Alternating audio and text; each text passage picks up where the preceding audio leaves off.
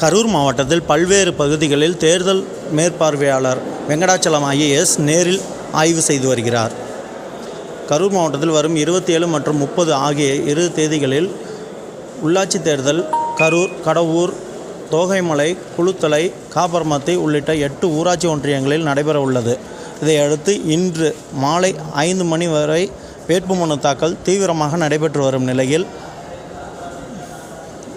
தேர்தல் நடத்தும் தேர்தல் மேற்பார்வையாளர் வெங்கடாச்சலம் ஐஏஎஸ் தாந்தோன்றுமலை, கரூர் உள்ளிட்ட பல்வேறு பகுதியில் ஆய்வு செய்து வருகின்றார். இதன்போது வேட்புமனு தாக்கலில் எதுவும் குறை எதுவும் இருப்பதாக ஆங்காங்கே கேட்டு வருகிறார். இந்த திடீர் ஆய்வு வாக்காளர்கள் மற்றும் வேட்பாளர்களிடையே ஒரு புத்துணர்ச்சியை ஏற்படுத்தியுள்ளது.